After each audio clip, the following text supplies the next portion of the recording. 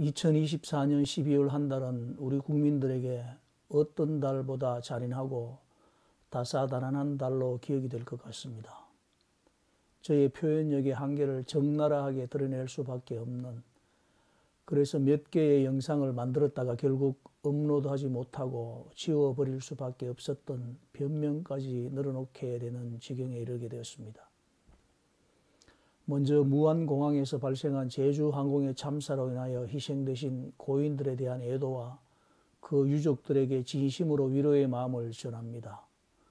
12월 3일 비상계엄 선포라는 초현실적 상황에 어쩔 줄 몰라 하던 국민들은 그 주에 스웨덴 스톡홀름 시청에서 열리는 노벨 문학상 시상식과 2024년 12월 우리나라 비상계엄이 얼마나 절묘하게 역사에 기록이 될지 미처 상상하지 못했을 것입니다. 44년 전의 사건이라 우리 국민의 50%는 태어나기도 전인 1980년 5월 17일의 비상계엄으로 5.18 광주 민주화 운동이 시작된 때 저는 대학생이 된 지 석 달이 채 되지 않았습니다. 입학식이 끝나고 대학 생활이 뭔지 알아가기 시작할 때부터 학교는 데모와 시위, 최루탄의 연속이었습니다.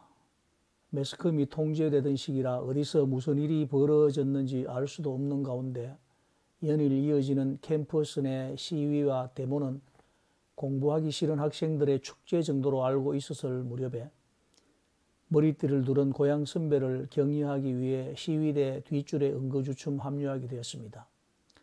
대학 본관 앞에서 애국가를 제창하고 시위 지인 앞 경찰들이 방패로 막아선 정문을 향해 내리막길을 밀려 내려갈 때 최루탄이 날아왔고 앞줄의 시위대는 뿔뿔이 흩어짐과 동시에 뒷줄은 점점 선두로 바뀌며 급기야 저는 진압 병력과 마주하게 되었는데 진퇴양난의 순간 진압 부대의 엄청난 방패가 제 오른쪽 12cm 정도 깊은 상처를 내게 됩니다. 바로 이 부분입니다.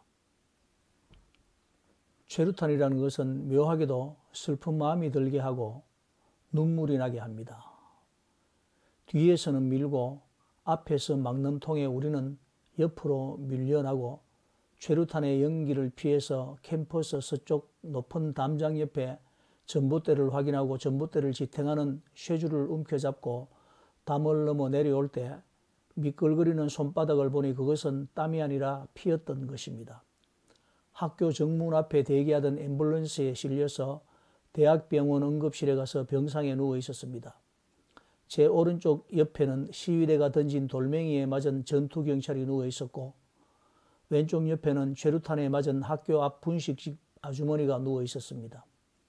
얼마 후 대학 총장이 응급실의 부상자들을 둘러보면서 내일부터 휴교라는 소식을 전해주었습니다. 그렇게 희망에 부풀었던 대학 생활은 첫 학기부터 휴교로 시작을 하게 되었습니다. 시험은 과제물로 대치되었고 그렇게 대학 생활을 하는 둥 마는 둥 하다가 입영 통지서를 받고 입대한 곳이 시위 진압을 담당하던 충정부대가 될 줄 누가 알았겠습니까? 입대 후 우리들은 학교에서 데모하다가 온 놈들로 낙인이 찍혀 고참들에게 많은 고초를 당했습니다. 그러나 시간이라는 것은 참 많은 것을 치유해주는 힘이 있습니다. 이 모든 일들이 아련한 추억이 된 지금 며칠 전 크리스마스 선물로 며느리에게 책 2권을 선물로 받았습니다. 한강의 노벨상 수상작품 채식주의자와 소년이 온다입니다.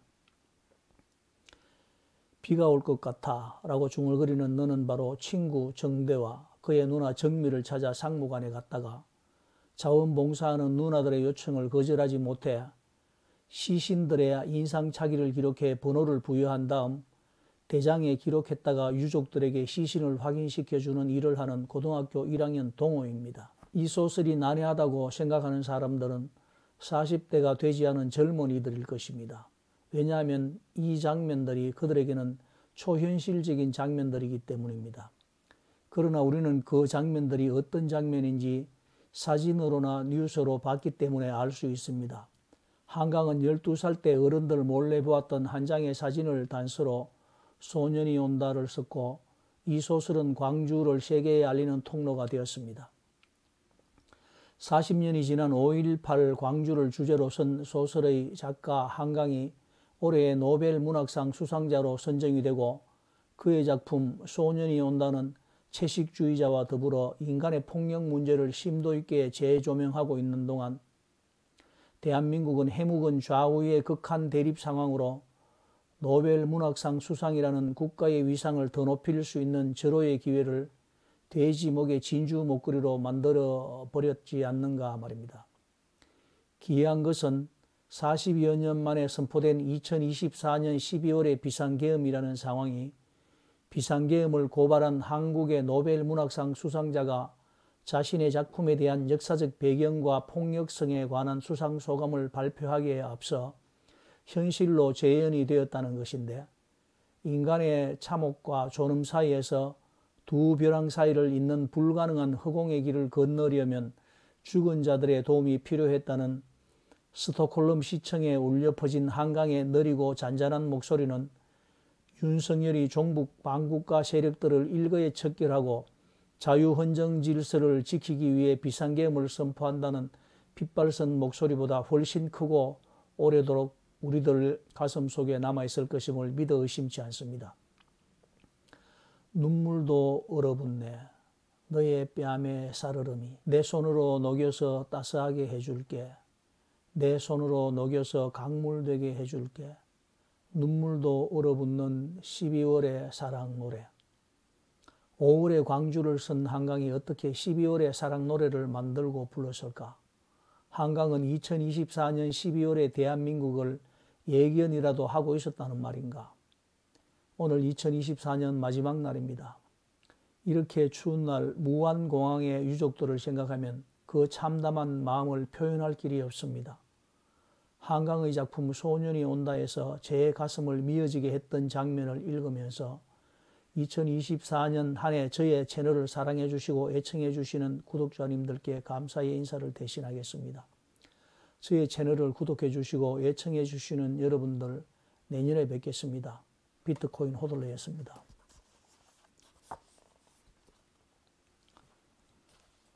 강당 안쪽에서 정수리까지 무명천을 쓰고 누워있는 아직 신원이 확인되지 않은 사람들을 너는 문득 바라다 본다. 모서리에 사람에게서 눈길이 떼어지지 않는다. 민원실 복도에서 처음 저 사람을 본 순간 너는 정미 누나를 떠올렸었다. 그때 이미 부패가 시작된 얼굴은 깊은 칼자국에 벌어져 이목구비를 정확히 분별하기 어려웠다. 하지만 어딘가 비슷한 것 같았다. 비슷한 주름 치마를 입은 모습을 봤던 것도 같았다. 하지만 저건 아주 흔한 물방울 무늬 치마가 아닌가. 저런 치마를 입고 일요일에 나가는 걸 확실히 본 것도 아니지 않나. 정미 누나의 머리카락이 저렇게 짧았던가. 저런 단발은 진짜 여중생만 하는 거 아닌가. 절약이 몸에 밴 정미 누나가 여름도 아닌데 뭐하러 발톱에 매니큐어를 발랐을까. 하지만 너는 그녀의 맨발을 제대로 본 적이 없다. 검푸른 파달만한 점이 그녀의 무릎 위쪽에 있었는지는 정대가 알 것이다. 정대가 있어야 저 사람이 정미 누나가 아니란 걸 확인해 줄 수 있다. 하지만 정대를 찾으려면 거꾸로 정미 누나가 있어야 한다. 정미 누나라면 시내 모든 병원을 샅샅이 뒤져 회복실에서 막 의식을 차린 정대를 찾아낼 수 있을 것이다.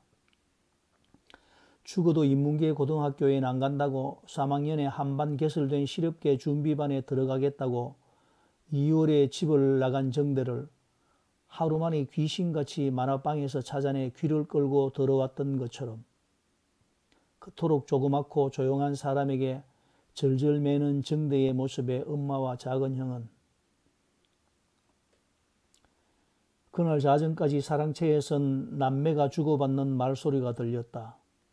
나직하던 음성이 조금 높아지는가 싶으면 누군가가 다정히 달래고 누군가가 다시 목소리를 높이면 다른 누군가가 나직이 달래는 사이 부엌머리 방에서 까무르기 잠들 때까지 너는 두 사람의 다투는 소리와 달래는 소리, 낮은 웃음소리를 점점 구별할 수 없게 되었다.